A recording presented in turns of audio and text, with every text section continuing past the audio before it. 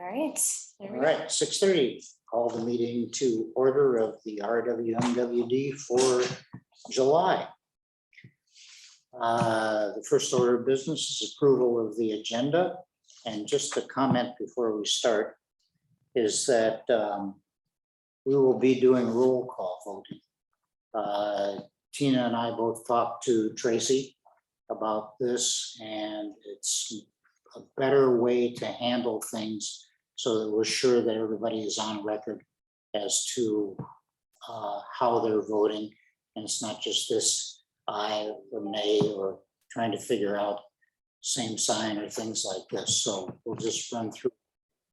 And since there are only three of us here, it's going to go really fast. So do I have a motion to approve the agenda? We'll have to just go back and forth. Yeah, right. Second it. We'll share. Okay, any discussion? And roll call, Want me to call it, Matt, why not? Approved. Diane? Aye. And Larry? Aye, thank you. We're, consent agenda. Do I have a motion to approve the consent agenda? So Second. Any discussion? I have an item of discussion on it. Okay. And by the way we do this is probably explained it just before me. But if you want to have a discussion, you can, but you have to agree to approve. On the stewardship Castellanos phase 2. When we have phase 1 and phase 2, are they still at the $15,000 limit? Yeah. I'll let Paige- Yeah, they're still under. Yeah, the first phase was, I can't remember how much it was, but pretty minor. Yeah. And just, yeah, so in the past, we haven't capped residents at that 15, it's 15,000 per project. But if they're treating a new area or installing other, native practices in other areas of their project, we have approved Okay. over that 15, but this person is under. Okay, all right, good, thank you. And on the Mounds Park Academy change order, has anybody told Mounds Park Academy they're going to lose 10 more trees? Yep, they approved all the tree removal and the change in product, and that's underway. So they're happy with that, their big thing was that it has to be done by the time school starts. So they were happy to see it get started. Okay, great, thank you. Any other comments? Just on the Castellanos, when we've got two parts to anything, I'd really like to see the first part because everybody's so new. So maybe just the summer, we wouldn't have to see the plantings or anything, but the part that was approved before would be helpful. to Sure, keep it. okay. Thanks. Okay. All right, any further discussion? Roll call, Matt, I Diane, Aye. and Larry. aye. Okay, visitor comments. We've got Bert on the line. Hi, Bert.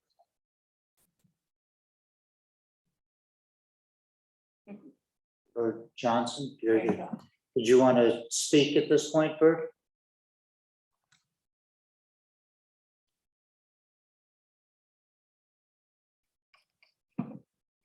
Hello, Bert. No, he did indicate to me when I talked to him today that he was going to speak. Okay, So we give him a minute to fire up the. Bert, you're on mute.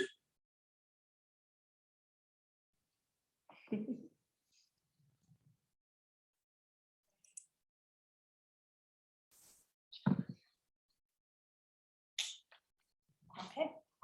Well, we can come back to him. if he- Okay, we'll Oh, come. there he goes. Okay, Bert, can you hear us?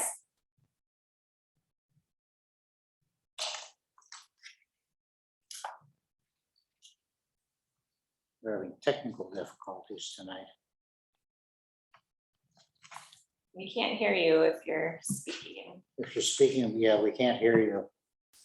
Why don't we just check in between each We agenda? items will. and- We'll give you a chance when when you get hooked up or something, let us know and we'll just break into the meeting.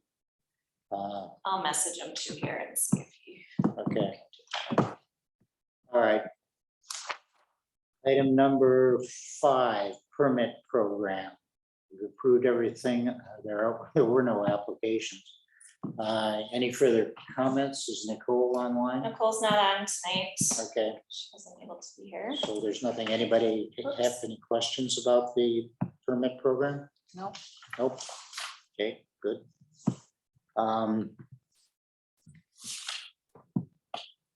This rate will be out of here by 5. In reverse time. Yes, stewardship grant program, budget status, we got about $250,000 left. Looks like we have a lot of good projects. Any comments, Paige? I don't have any comments. I don't know of any other large projects coming in, so I think our budget's sitting good for the rest of the year. We've got a few smaller ones in the planning phase that you should see. A lot of those are probably even under the $5,000 mark, so you might not see them, but yeah, still staying busy and a lot of things hopefully wrapping up from last year. Okay, great, thank you.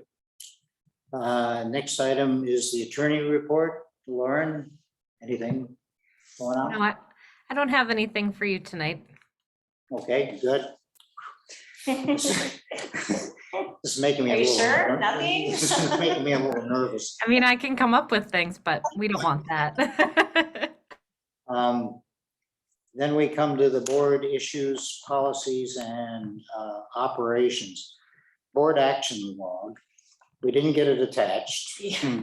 Yes, I apologize. I said I was gonna attach it and I did not even complete it, so. Okay, so we do have PFOAs Yep. and alum on there. Yep. I'm going to add the Milwaukee mini forest, which we're going to talk about in a minute. And the way I'm going to work this is if there's something that you thought of between meetings that you want added to that list of things that we need to go back to, you can let us know at this time. We'll ask again at the end of the meeting if there's something that came up in the meeting. This is just a way of keeping things before the board that are longer term so that they don't get lost, basically. And anybody else have anything that they want to add to it at this point? I can't remember. Okay, well, you have the rest of the meeting to Yeah. remember, I so, might, but we'll see. okay, Yeah, I'll just mention, so in my brain, before I got it onto paper and included it in the packet, I was gonna include the topic, and if there was a special requester, you know, if one of you was a special requester, I'll include that. right, And then I was thinking about like a proposed timeline, you know, or like when we might, maybe a season status, that we yeah, would look into that or kind of Yeah, plan it you may into our not have it schedule. for right. some, and some things we might want to do in the next 12 months. and Yeah. others- Yeah. That sounds good. Okay. sounds good. they're basically things that aren't ongoing board issues, they're not Mhm. ongoing projects, they're just things that we said we'd do, Right. and at some point we need to do Mhm. them. Obviously, PFOAs and alums are Mhm. Pam's thing Mhm. that we need to look at. The next item is item B, that's the Milwaukee mini forest assessment. And I gave Tina a little briefer on this, and just to give you a brief explanation of where I'm coming from on this. I went to a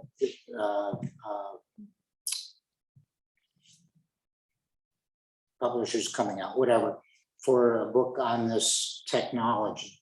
And the technology is basically replanting forests so that a mature forest can grow in 10 years instead of 100 years. And it involves a lot of community involvement in doing this. It does have a lot of the same characteristics that a rain garden has, but it's basically planting trees.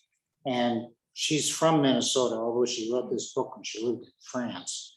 But apparently the DNR has a lot of information on trees, what's in a particular location historically and things like that. So what I'd like to do, and I don't know if it's a good idea or a bad idea, but Paige or Bill or somebody I'd like to have someone look into it, maybe have Barr do a special technical report on it to see if it's something we can put in our toolkit and appropriate use it. Basically, they're talking about reestablishing forest. The optimal one from their point of view is like a tennis court, but they also have a picture in here of one that's like probably about a 6-foot circle. So you can put them anywhere and you can do trees instead of doing a regular rain garden. And if somebody could look through this and let us know whether it's something we can use in our toolkit, I think it'd be a good thing to take a look into. But what struck me wasn't the fact that I read a book and now I'm an expert, because none of that is true. But the Star Tribune had a lot of articles in there about the fact that in underserved neighborhoods, they don't have trees. Apparently it's a big deal. And instead of planting them on the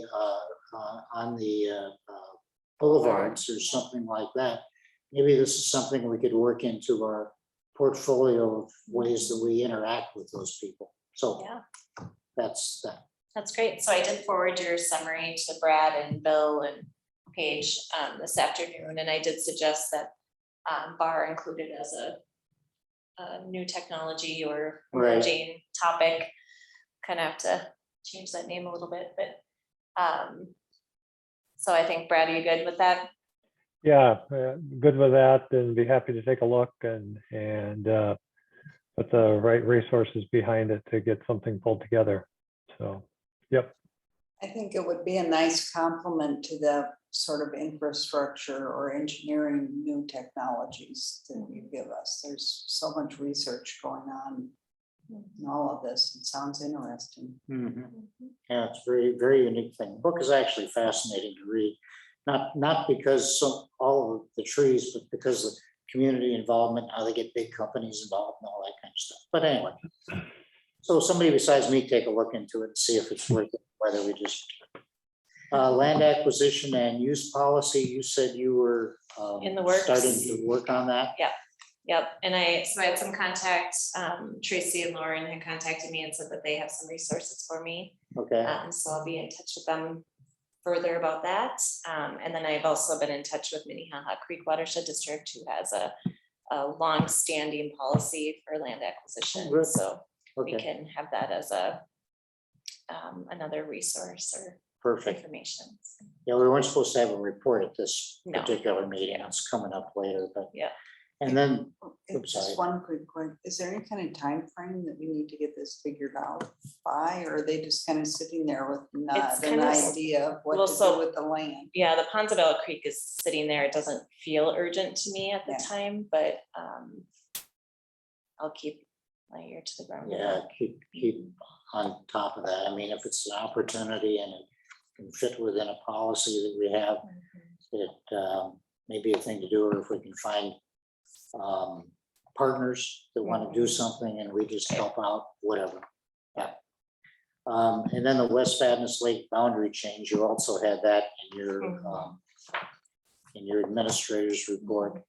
So I'm gonna let you talk about that and I'll Yeah. just chime in as time goes on. Sure. So, as I mentioned in the report, Larry and I attended 2 different BLAMO meetings, one a subcommittee meeting where we spoke with the BLAMO board members that had also come to our meeting. And they, in the end, they recommended that the full BLAMO board support moving forward with the boundary change. And that did happen then at the full BLAMO board meeting. As it showed in the packet, there was some conditions. It was mostly what we already knew. It was what we already knew, that that they would still want the city of Fadness Heights to also give their support. Right. I haven't heard a timeline for when they plan to do that, but I'm kind of taking 2 tracks here. So I've already contacted our Bowser rep and I'm already starting down that road. So I think I haven't put in too much resource yet, and I don't think it'll be a problem, but City of Fadness Heights wants to give their support. And then, there was a condition in there that, of course, they have final approval, still Right. official final approval when we go through the process at the end of the petitioning process, they have to pass a resolution saying that they approve the boundary change. Both the city and the watershed will have to do that. And then the third is that we would take the lead, which is what we had planned to So we're do. So, budgeted for that. Yeah. So Yeah. we're okay with that. Yeah, Fadness, we are one of the few organizations that I track that's actually meeting during 4th of July week. Fadness Heights City Council is not one that's meeting Yeah. during, so their next meeting is on the 17th. So hopefully they meet on the first and third Tuesdays of the month.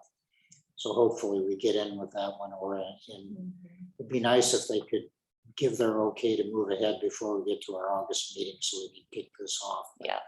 If you probably talked to Phil about trying to get that on there, Yeah, agenda. he said he had passed it along to Jesse, their right? city Yeah. engineers.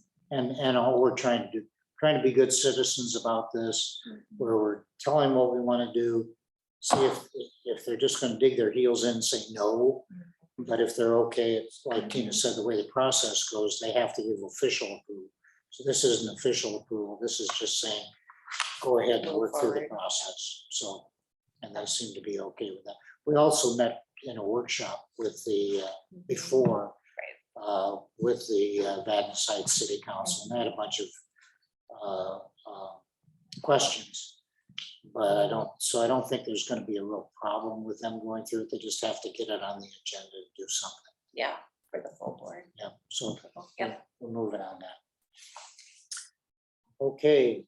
Bert said continuing on. he wasn't able to connect at that time, bad connection. I would like to speak, so I'm not sure. I asked if he's good, but he hasn't responded. You want to Okay. ask? I am. Sorry about that. You good with him moving forward? Hi, Bert. Hi, how's it going? Thank you. Appreciate it. Sorry about that. I'm not sure if the connection is on my end. I'm actually in the backyard, cutting down Canada thistles, based on the recommendation of Simba.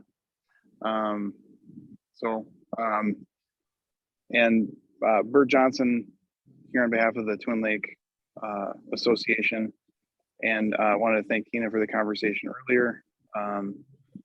I relayed a question to her that I appreciate her response.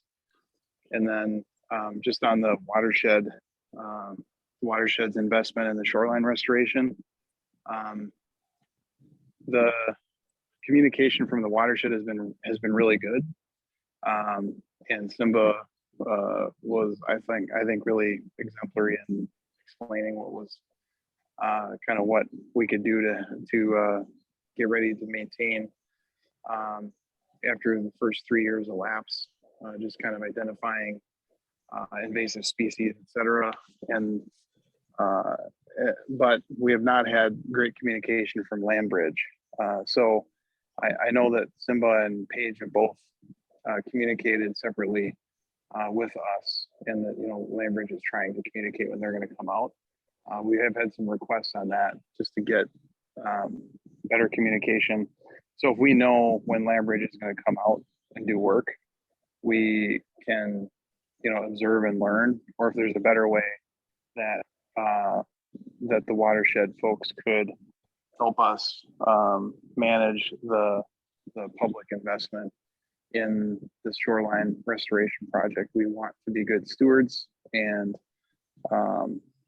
we, you know, we really want to have additional resources and just knowledge, because after 3 years, it's going to be on us to maintain the shoreline project, and, you know, whatever kind of happens next. So I think that would help us, and so we are looking for additional help in that regard, just to know kind of what Landbridge is doing in terms of maintenance, so we can be ready in the next couple of years. I know that Paige does that, would be doing more next year and the year after, when it's going to be turned over to the homeowners or the landowners. But kind of getting ahead of it would help, especially for those of us that have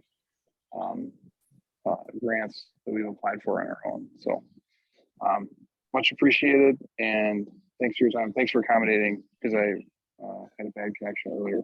Thanks. Thank you, Bert. Are you going to still have a meeting with the Lake Association? Not at this time, nothing's scheduled. So when Okay. Bert and I spoke, there's some outstanding questions that I've posed to Brandon to get back to them regarding the ditch and the outlet and how it all is functioning. I don't, at this point, there's not a need for a meeting, I don't think. But Bert and I will reevaluate that Okay. after I get that information to him. Okay. good. He did, as he mentioned, that Simba came out. I did hear that Simba is planning to attend their Lake Association meeting next month Oh, okay, to talk about native plantings and maintenance and stuff too. So okay, she'll be out there with him. okay, great. Super, thank you. And now we have the 2023 budget planning memo. Yes, It's that time of year. it's that time of year. And so just a reminder, and for Matt, this is a month where we just start kind of throwing topics and more general information about the budget. You know, our budget doesn't, unless there's some big new initiative, you know, our categories don't change a lot from year to year. Our funding source, of course, is the same, and our funding levels typically are around the same. This is where I might get a sense for the board of, you know, what you're thinking about levy. The last several years, I've heard 0%. That's the direction I've gotten from the board. Typically in August, I might not show you a 0% just to, as a starting point, and then we work our way down from there. This year, I would say the only major change that we can talk about is the change in reserve level. We're still at our 50%, what we would say 50. So our policy states 50% of our general fund budget should be held in reserve. We still have that, we're at like 56%. We used, for several years prior to this, we've been over 100%, but we did allocate those reserves into our stormwater impact fund this last year. And so that did bring those reserves down to that 56% level. If the board is still comfortable, you know, with that, as is our policy, then we'll continue to plan for that. But if there was a feeling of wanting to have more reserve, then we'd have to talk about that. Where would we put the additional reserves? Is it just there, sort of like In case of an in there emergency. someplace? Yeah, it would be in the general fund. Okay, So right now where that 50% is located is in our general fund, and that's so we like to have at least 50%, mostly because of cash flow, because we don't get our tax payments until July and December, right? So we have a whole half a year where we're covering from the year before. So it's necessary to have some reserves. They also can be used, like I said, in case of an emergency or some sort of project opportunity that would pop up where you might be interested in doing that. Although we also have a contingency fund, which is in our capital improvement program. So I'm comfortable with a 56%-ish reserve. Again, it meets our policy and our needs, I think, at this time. But I just wanted to note that because that is a change from previous years. And I'm comfortable with it because we have the contingency Yeah. fund and now the flood fund and Yeah. the stormwater fund. But I think given the increase in costs in so many areas that we should revisit it every so often, at least through this budget process. And maybe take a look at how much we've actually got in those other funds as part of it, just to make sure we have enough. The goal is to have enough reserve, but to not increase taxes any more than we have. yeah, I have a feeling we're gonna have to have a levy increase this year. We've held it at 0 for 2 years in a row, which is not like everybody else has done. Right. But with inflation, that's one of the things we need to look at. Is what's going to be the effect of not only inflation, but shortages on our budget. So we may want to look at making sure that's robust enough to allow us to navigate these uncertain economic times. Yes, yeah, we keep an eye on that with some of our recent projects when we're bidding and we've seen actually fairly competitive bidding, Yeah. prices, which is we're fortunate. There have been some product shortages or time, extends the time of projects, but Right. I don't know, Brad, if you have anything you want to add about these economic times and projects and if you're seeing any on the market. Yeah, I think you're right. I think we will start to see, definitely higher bid prices next year. But as you mentioned, many that we've seen so far have still been competitive. I think it's the type of work we've been doing too that has resulted in very fair bid prices. But I'm guessing the pressures are going to be on now next year, and we'll see some higher numbers. Yeah, as the labor shortage Right. is there. too. Right. You get, and I think we've already seen a little bit of that, people bidding because they don't really want the job, but they want to stay on the list. So Yeah. that would be so. Yeah, we'll keep that in mind as we're budgeting for our projects for 2023. And when we come back next month with numbers, we'll definitely be taking that into consideration. And as you get more information on salaries levels, and Larry and I were talking that the 3 to 5% cost of living might not be high enough. Yeah. Given Yep. what's already happened. But we'll see. And, we were always able to kind of start in that range, and then things look pretty good at the end of the year. So Yep. I still hope we can keep it down, because the county and all of the cities and everybody else is hitting people pretty hard. Although we're not a big chunk of it, I guess No. that's not an excuse, but the staff salaries are gonna be a big deal, I think. Yeah. Do we only give raises once a year? Typically, Okay. yeah. Because we may be forced in a position to have to reevaluate that on a faster. I've been through this. You're Yeah. probably not old enough to have been through it. But Yeah, I know when we went through in the 70s, it seemed like you got a raise every week practically to try to keep up with what was going on. yeah. I have already reached out to Sarah Noah, who's our, she does our salary structures for us. I've asked her to do that now instead of at the end of the year like I normally would. And so when I get those from her, which I would guess I'd have before the end of the month, we'll see if any midterm adjustments are needed. And we can talk about that. Right. And of course, just for our own infrastructure, gas and all the rest of that stuff is gonna be up right now. Yep. You mentioned in item number 3, more to come on structure change. Yeah. Yeah, I don't anticipate necessarily adding positions in 2023, but more compensating if we change, because right now we have a very flat structure, right? We're all the way across essentially. And what I'm looking at is doing more departments heads so that we give staff the opportunity to grow and enhance in their professional careers as well. And have a chance to formally be responsible for some staff management. And so if that happens, then I would assume increase salaries of some of those heads, of those departments. So more to come on that. Okay. Again, if we need resources, we need resources. That's the way life goes.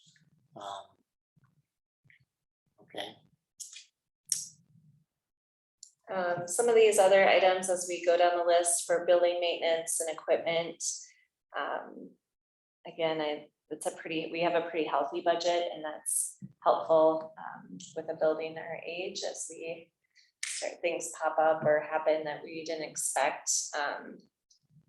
not that this was unexpected, but it's something that we've been needing to do for a while, but we're, this year we're using some of the funds to put some safety measures in place for our outside HVAC system.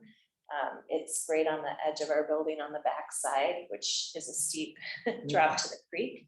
And our maintenance people who come have requested that we have a safer system for them to be able to access that equipment.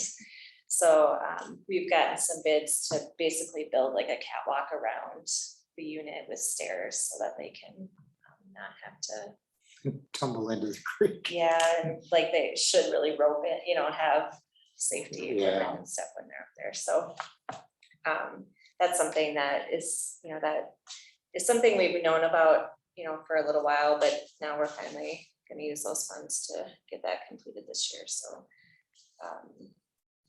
natural resources program, and we continue to increase our acreage of native habitat restoration work.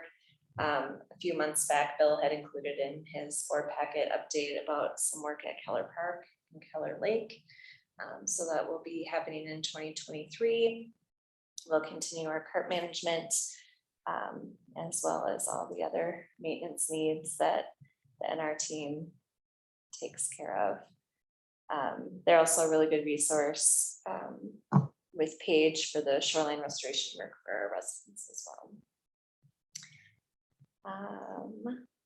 BMP Stewardship Grant Program. So I mentioned in here one of the potential changes, this idea, and we talked about this last year, I think when Paige gave her presentation on the grant program, is this idea of enhanced street sweeping, and Barr and Paige are and working with South Washington Watershed District as well, because they're taking a look at this. So we'll be bringing some more information to you around what the potential benefits of partnering with our cities and counties to do enhanced street sweeping, which basically means they would target areas around our water resources to sweep more frequently. And at certain times of the year, there's the University of Minnesota has developed models that can look at tree canopy cover and time of year, depending on the type of tree, for when is best to sweep those streets. So it's something that Paige and Barr staff will be looking at. And we're anticipating there could be a potential cost share program, pilot program for 2023, where we might partner with the city to either purchase new equipment or additional equipment. It's potential. We might look at, this is something South Washington's looking at, is the potential of paying for staff, for Woodbury staff, so that they're working with Woodbury Do more often. to do more often, or if they need to hire somebody to do that work in particular. So there's a few options we'll be considering, and when it comes to budgeting, we'll kind of get an idea of some numbers, and then we can talk about the information as we have it available. Sorry. go ahead. I was just gonna say, I'm piggybacking on Larry's comment about the trees and lack of trees in priority areas. Maybe we could have some kind of a pilot project for tree planting, since that helps with the water quality and control too. And trees are so expensive. Yeah. And there's a lot of bare yards or areas around apartments or others where we could have a small pilot program kind of coupled with the rain garden. Yeah, maybe when we do the street sweeping information to the board, we can talk a little bit about trees, and well, we will, because we'll have that other information as well. But there's been a lot of modeling work and research around the impact of trees, both from a water intake as well as, you know, then the street sweeping needs of leaf litter from trees. But there's some good information out there we can check. Yeah, I know we had the discussion on street sweeping. One of the things, as they probably know, you kind of have to be fair to all the communities, because I know Shoreview does a heck of a job of sweeping up. I can always tell when the sweeper's coming. Yeah. It's the day after I clean the gutters. They show up and they sweep, but they sweep quite regularly. Yeah. There. So, you know, when you're looking at this, there has to be an equity between cities that aren't doing a very good job, and we want them to do a good job, and cities that are doing a good job, and we don't want to penalize them basically for doing a Yeah, good I job. don't think we would, yeah, we wouldn't limit by city, but we might limit by resource, right? So if there's a specific resource need for a specific lake, or maybe there's a lake that doesn't need as much sweeping and there's not as many trees, or, you know, so that's how we would probably Okay, well, look I at don't, the equity, but I know, yeah, I see I what don't you're want to saying. pre-guess what anybody's gonna Yes, tell me. but just- yes, we, you know, if we have a program, it would be open to Yeah. all of our cities to Yep. be a part of, so. Good. Anything else on that? Nope. Okay, education, communication, GIS programs, not a lot new in here. Some continued, you know, work, the website launch will be happening soon, so, you know, there might be some needs and tweaking. I'm assuming there'll be some tweaks or maybe some changes. Oh, yeah. But we're also getting staff that are getting trained in some of that work too, so I don't anticipate a big contract need for that, but and then continuing Waterfest, we had a great turnout and celebration in 2022, and we'd like to continue that in 2023. Just remind me, how was our Freeze Fest Did we? attendance? We had it. I actually am not sure. Okay, I So, just wanted to I'd make have to sure let you that know. was in there. It wasn't too. our Freeze Fest. Oh, wasn't So it? it's the city of St. Paul does the Freeze Fest, and we just partner with them. We Okay, show up now I understand. and Thank help and run some program, but you. Okay, yeah, it's not our. okay, great. I know. Thank you. Yep. Water monitoring program, every year we have new equipment purchasing and maintenance needs, so that will continue. I don't see any major changes there. Other than I think next summer, they will need a intern. I think we're gonna need to add an intern, so that's more in the staffing, but actually, I think we have it in the program for this year. We had an intern possible, but we didn't hire one this year, so they will need one. Permanent inspection program kind of runs itself, not usually any big budget needs there. Lake studies, TMDLs, watershed management plan updates, as we go through our wetlands discussion and maybe other watershed management plans discussions over the rest of this half of the year. There's potential for a plan update as well as incorporating Fadness Lake if that continues down the path it looks like it's going. And as well as further study on Fadness Lake. There typically, before we would do a full TMDL, we would do some lake study work. It's unclear, you know, most of it we could probably get from Balamo, but there might be other needs that we need to get up to speed with what we would have for the rest of our water bodies. So anticipate there being a little extra need in that category. The next impaired waters list doesn't come out till 2024, so there won't be any new impairments or anything new in that regard, but that timing will line up with when we really get going on our watershed management plan update as well. So that will be the future. Okay. Research, you know, we continue to have a few projects that are multi-year projects, looking at spent lime in our ponds and the iron filings, as well as the permeable weirs, and using that as research. That's in your update every month as Keith works through that. We've also been supporting the Minnesota Research Council, Stormwater Research Council. And so there's a pretty healthy number in our research budget. I don't have any big projects right now, but you know, some of this pilot work, or maybe there's research around some of the or further research that will come out of Open Benjamin this year as well. Okay. We, as you know, we have a pretty healthy, at least for us, donation to the storm research. Does anybody have a project that we can recommend for them to do? I don't recall that we've ever done that this year. Well, I mean, I know they have a not board. from and all our that. staff, but we've partnered with bar staff who have submitted proposals, and then Okay. we've been named on it or been a partner and helped with the monitoring and things like that. So our staff haven't submitted any requests. We don't have a lot of researchers on our staff. Right. You know, as far as like a full independent research, it's not something that I have heard from our staff that they're, except Bill would be the only one that, from a natural resources perspective, but not from a stormwater perspective as much. But it is something we can discuss with Brad too, and see if there's any of his staff that are looking at any proposals that we could sign on to or be supportive of. Just enhances the connection or connecting the dots between us and them when we see that. Yeah. Absolutely. Mhm. Yep. Moving into capital improvement planning. So we have a long list of feasibility studies. You know, just as a reminder, this is how we move into project implementation. We start with our feasibilities.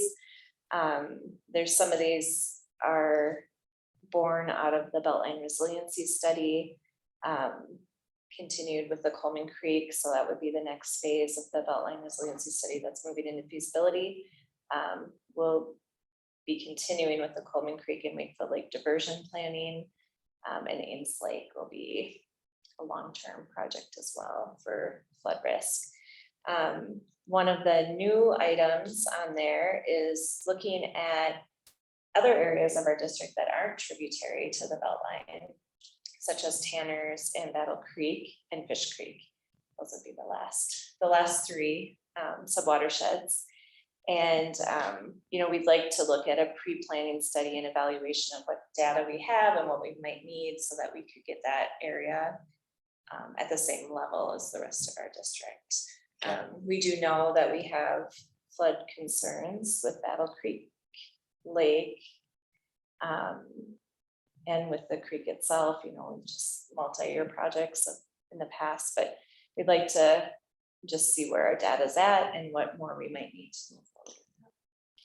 Brad, anything to add to that in Yeah, particular? I think the only thing I'll add is you'll note in the one bullet, the Tanners Lake resiliency, looking at the resiliency there wasn't something that was necessarily highlighted directly in the water management plan as you look through the implementation program. But this is a key point in the system now that we are working with MnDOT to put those larger pipes through the roadway.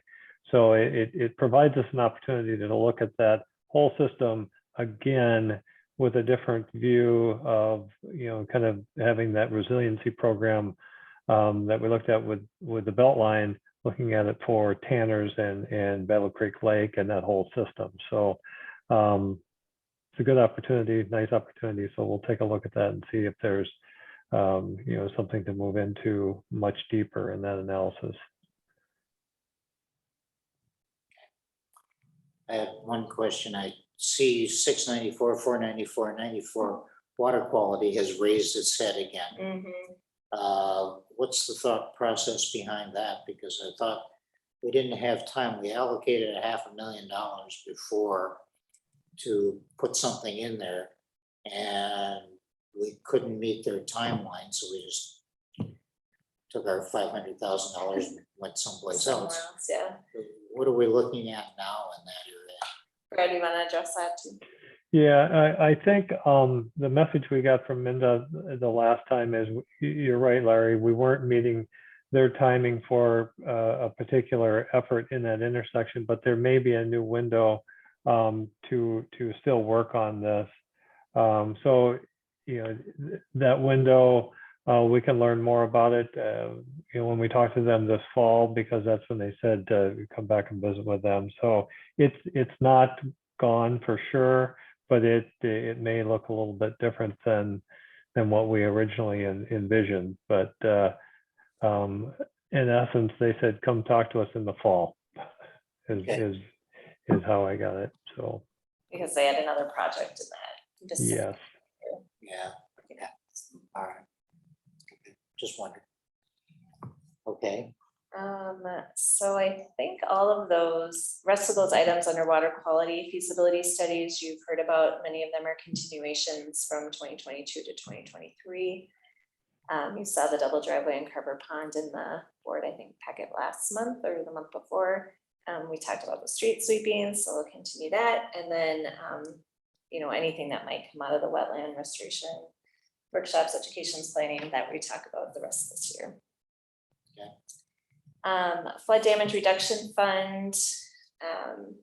This is, I would consider this a healthy fund that we built up to a good amount. I think, what did Paige say when she asked Brandon if 5.2 was enough? And he said, well, I mean, there's a lot of projects kind of piling up behind all these feasibility studies.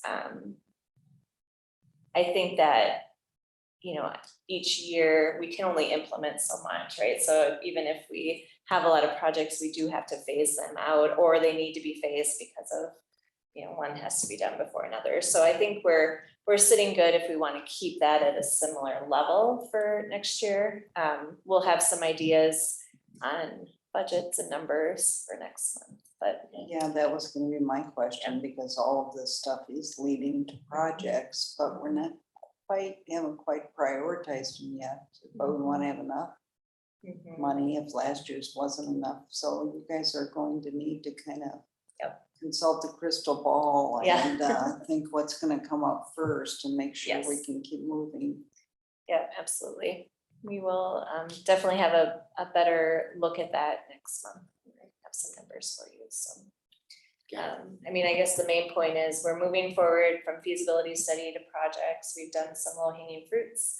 We're gonna keep, you know, grabbing some of those as well as other projects that might be a little more substantial in that budget, so. And some of them could be budgeted in the flood damage fund, whereas others might be in some other funds. Yeah.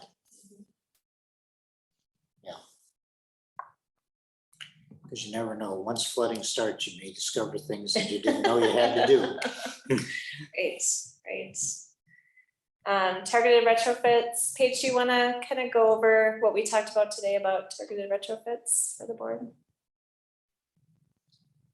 Yeah, so I think we decided, now I can't remember, Tina, what we finalized, but I think our budget is good from this year. We don't have any, unfortunately, any set projects yet. The one big one we were looking at was Conway Rec Center. Had a couple good meetings with them, some concept plans done, but there's a few pieces on the city of St. Paul side that we need to finalize before that can go forward. So unfortunately, that one's waiting. But we are looking at projects in the Lake Emily, Lake Judy area, as well as some stormwater reuse projects. Ramsey County Parks and Rec had a grant where they were looking at stormwater reuse opportunities around Ramsey County, and nice for us, they work with BAR on that. So now they identified some good project areas when they started. I didn't think any of them would be in Ramsey-Washington, just the criteria they had didn't seem to meet anything that jumped out at me, but now I think 6 out of 10 of their 6 out of the top 10 sites are in Ramsey-Washington. So there's possibility at 3M, Hill Murray School, and then a couple other parks, Pioneer Park in Little Canada and one in Maplewood, and one in St. Paul. So some good opportunities that we're gonna work with BAR to investigate. The Ramsey County grant was only for doing this initial phase of research. And now we can take that and hopefully implement some good reuse projects to conserve groundwater and stop that from being used in potable water for irrigation sources. And then the street sweeping, well, I guess that was more a stewardship grant. We talked about that. Is there anything I'm forgetting, Tina? No, I think that was it. We, the Lake Judy and Lake Emily projects, there's a few others that were pursued for this year that we'll reevaluate again for next year. That's where we're at with that. Yeah, and on that reevaluation piece, Bar is looking at that prioritization tool and looking at all the projects on there, kind of updating that. And then what we did last year is look at the top 10 or 15 projects. So I'll look at those and make contacts to see if we can get some willing partners to go forward with projects next year. And then the maintenance and repair project, I don't see any major changes on that this year. But that's another, the timing of that is such that by September, we can have a good idea if there's anything major that we would need to increase that budget for. So by the September meeting, we at least have an idea, and then we can always reevaluate before December. So,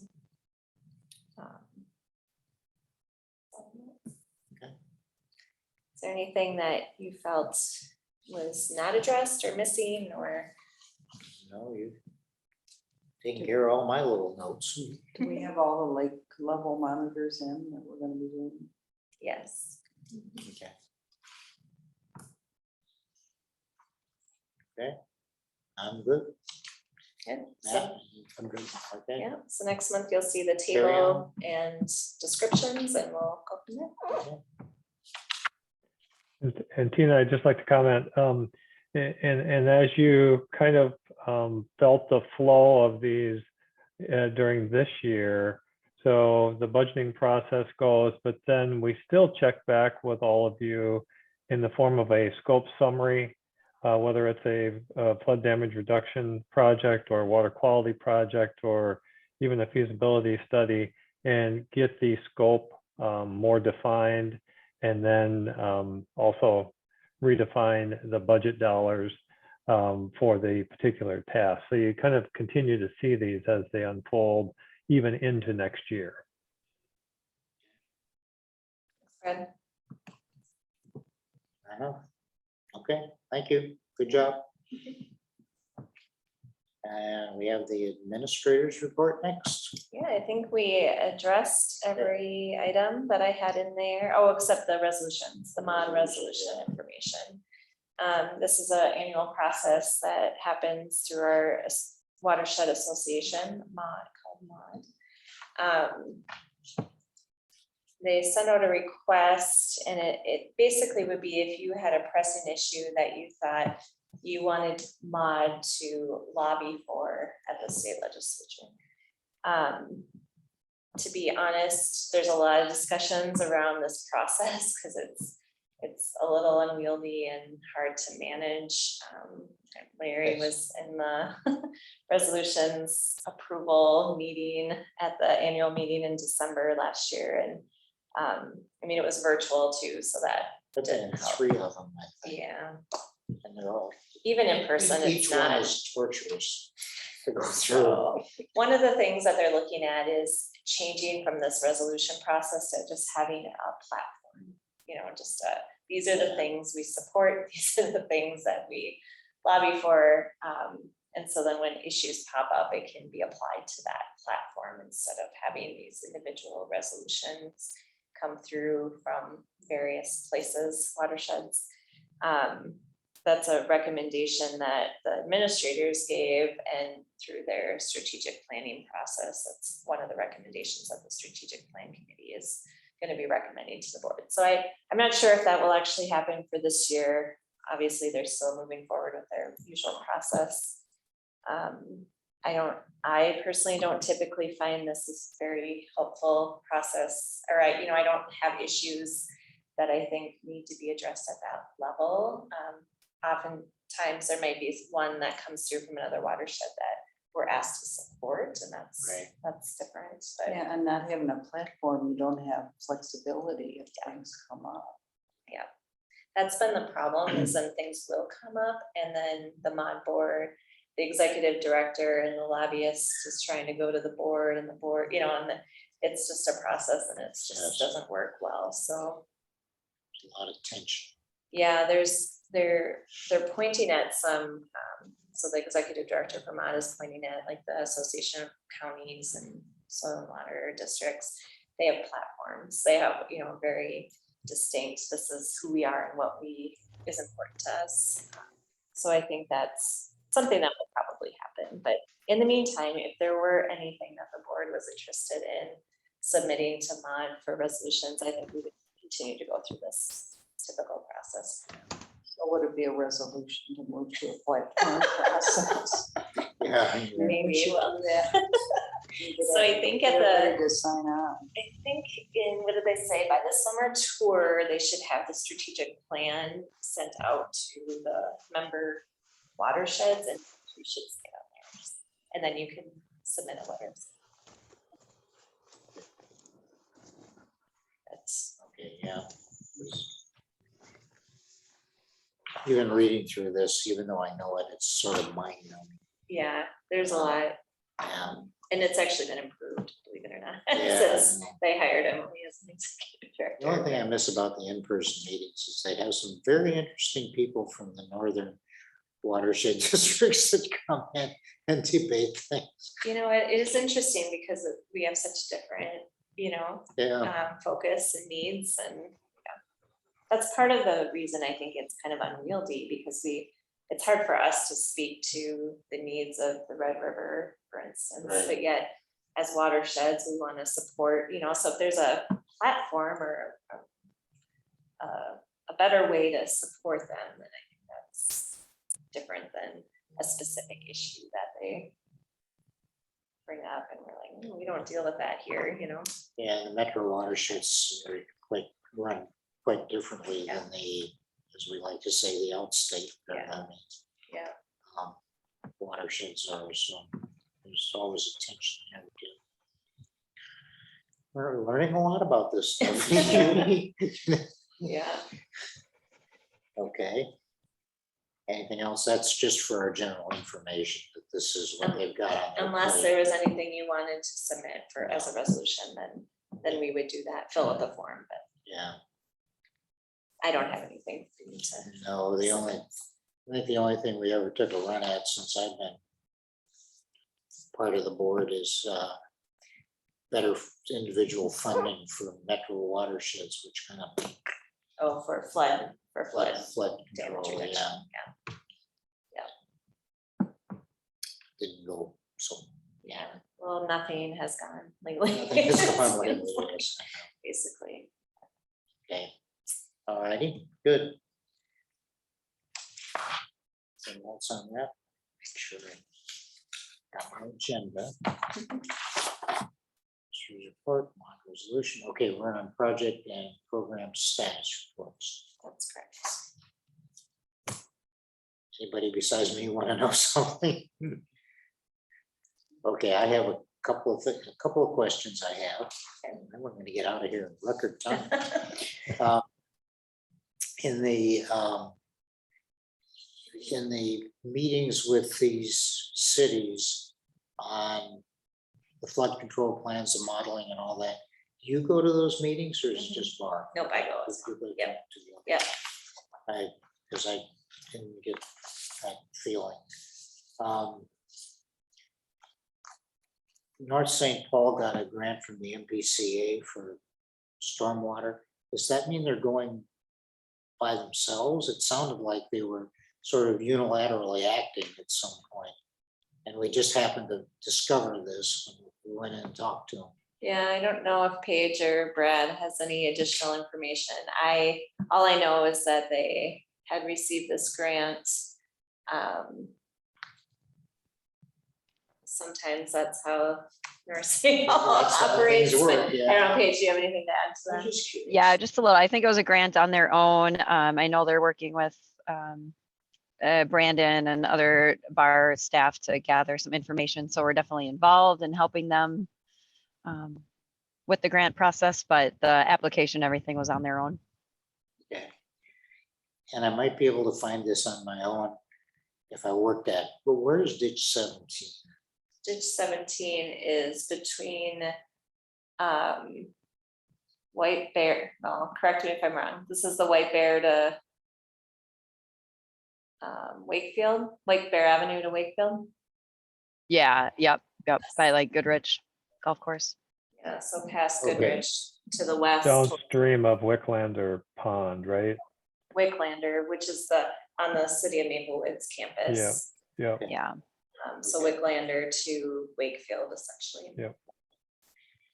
In a number of these reports, I see that we are updating the flood model.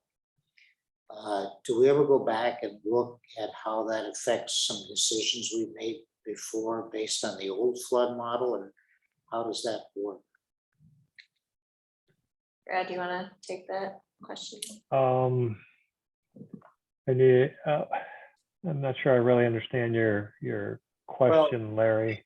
When I read through all the updates in here, when the comment is made in quite a few of them, that we updated the flood model. And we've used that flood model to make decisions before. Do we ever go back and take a look?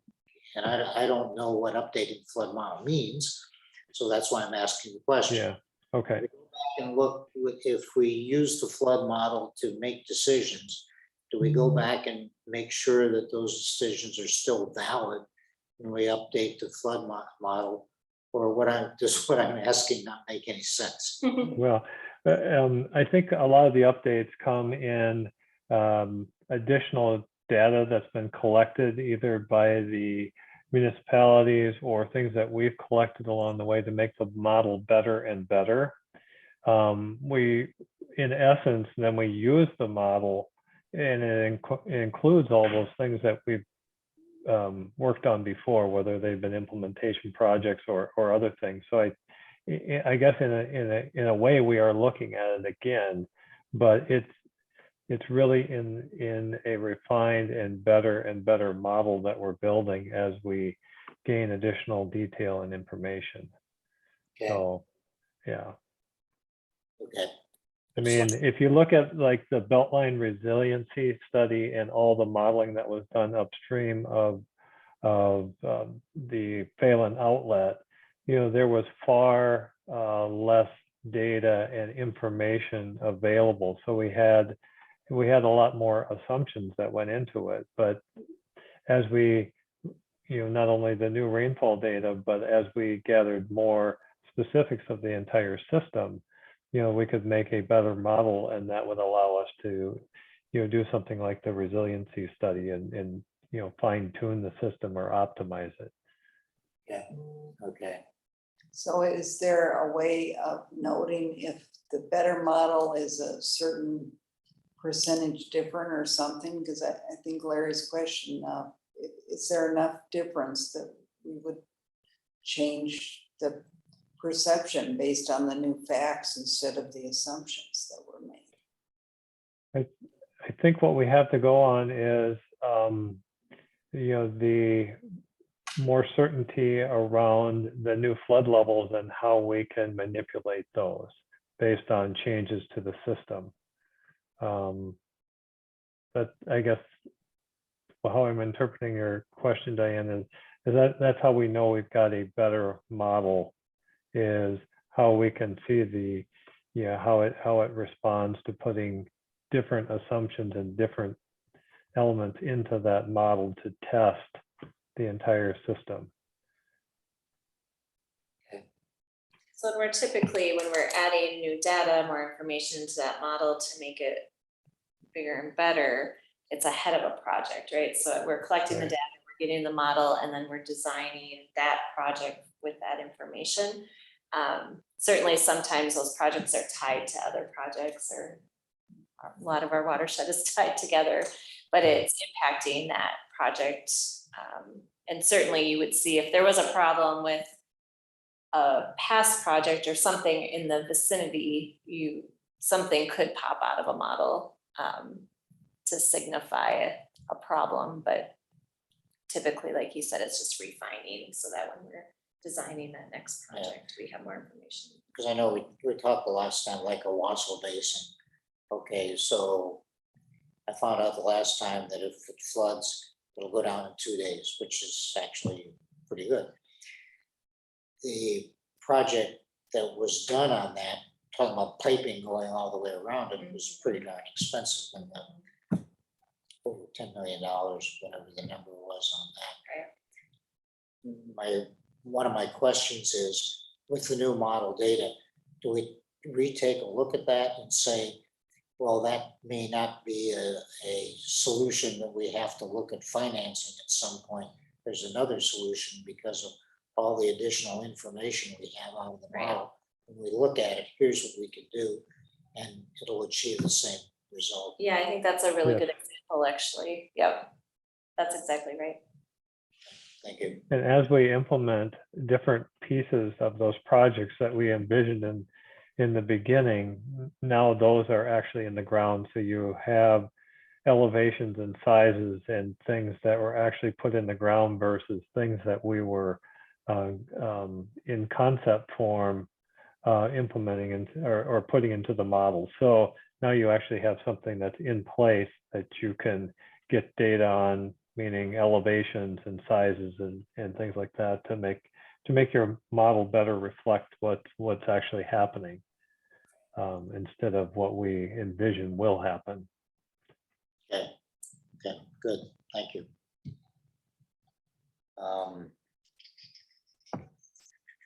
By the way, on the toward the end. There we go. On the Lake Emily subwatershed, thank you for putting the tool in. That was really helpful to look at that, see how the ratings were affecting things and the kind of discussion you're having with Shoreview on that. So that worked out pretty well from my point of view. On the district inspection standardization tool, are we going to have a fuller presentation on that at some point? And I noticed that, you know, I've submitted a number of flow points. One of them was used. Are we going to look at all of those flow points to see where they are? Well, we will when we implement the tool. Tool. Yeah, Okay. yeah. So these were the ones that were picked to test and calibrate and see where we were at. But certainly those points would be on our inspection list. Brad, do you remember when we said we would come back with a presentation to the board on this project? I would have to check back. I don't remember off the top of my head. I would guess it would be in the next month or two, but Right. Okay. we will check on that. Make sure. Okay.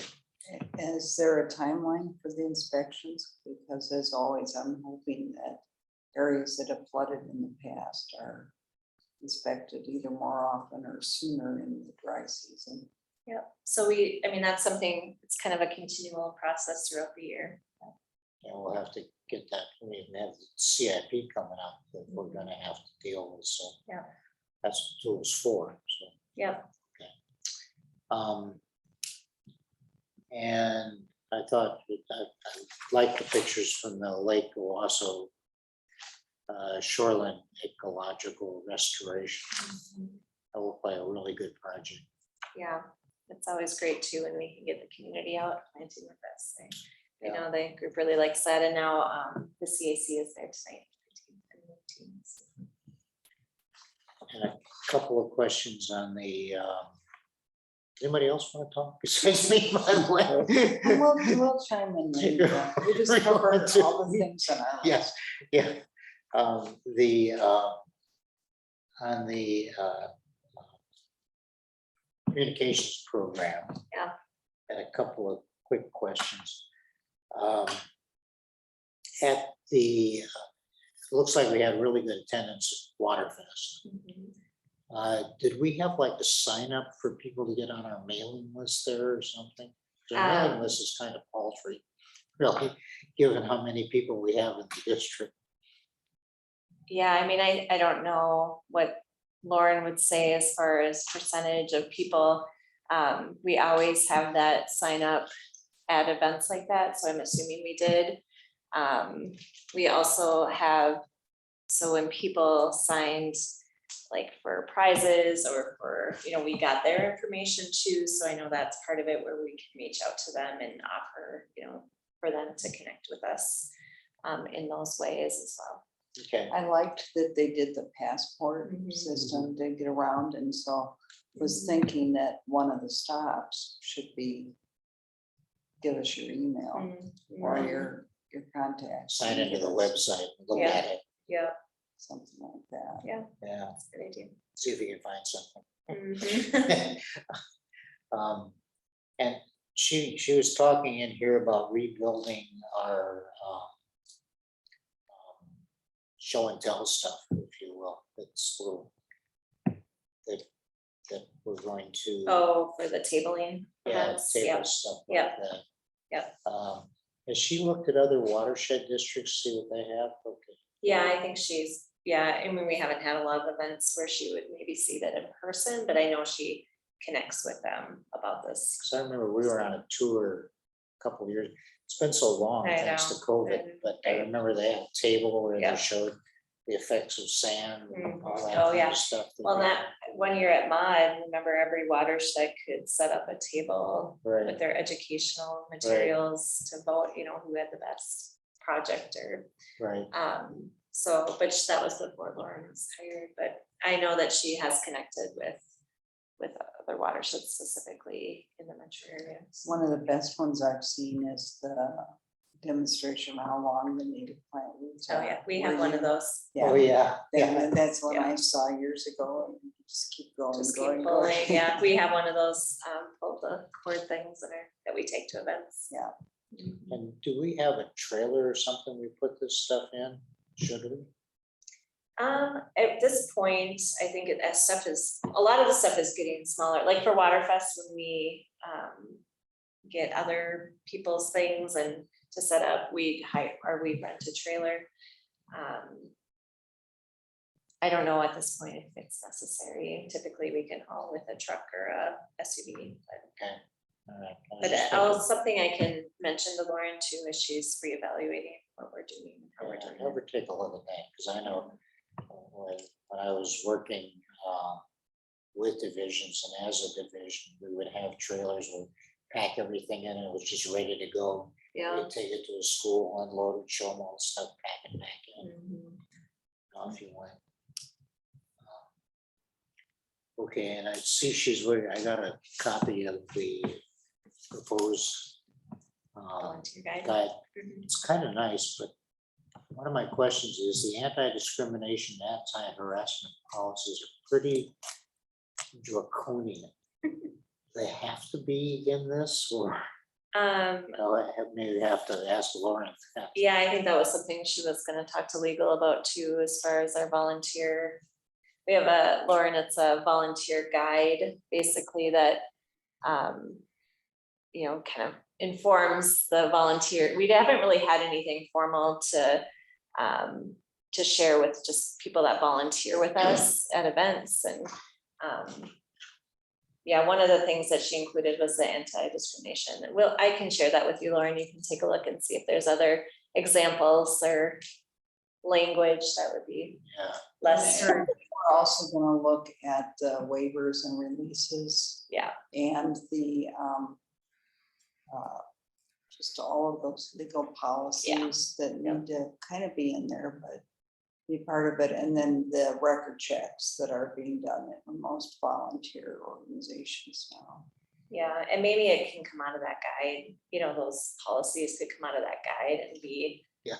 with some of those forms instead of, Yeah, it can be one of the sign offs yeah, is how it's done sometimes. So just, and it's nice that we're getting around to doing this. So Yeah, there's exactly. different ways. Yeah. That's good. I agree with that. Okay. All righty. So anybody else got anything? Well, I just done the testing of the website. I got the stuff, but when does it have to be done by? Is it this week? it didn't say in the Oh, contact you. I sent back a question, I think, that said Okay. when, I don't, and hadn't heard yet. I mean, the usability testing, it shows until July 8th on here Yeah. on this, I but don't have time to shoot. no, I'll have Lauren check in. But I don't want to drag it out longer either. So if they get enough people, then Sure, I'll pass. But okay, I'll, if it is a longer deadline, I might be able to. okay, I'll have Lauren check in with you. Okay. You've probably already done it. No, I haven't seen any. You haven't received it? No. Oh, I think it was supposed to have gone to all the board. You met, Did you it? received I it. saw it. When did you receive communication? Probably last week, maybe, Mhm. What, right before. the Did it board. come from Lauren or did it come from? It came from our consultant. I did not get it. Okay, I can assure you of that. okay, Because you would have been all over it Yeah, before we were. that's right. all That's right. I don't feel Well, I will have hurt. her check on it. Yeah, just check and make sure. Yeah. See why I was missed. Sure. Okay, final thing, does anybody have any manager comments, anything you want to add to the work list at the end? No, We're good, motion Okay. to adjourn, So moved. second. okay, we could, this one we can just say all in favor, say aye, actually, we don't have to do that, You we're don't even done. have to do it, yeah. Okay, thank you. Thank you. Thanks, Bye, everyone. guys.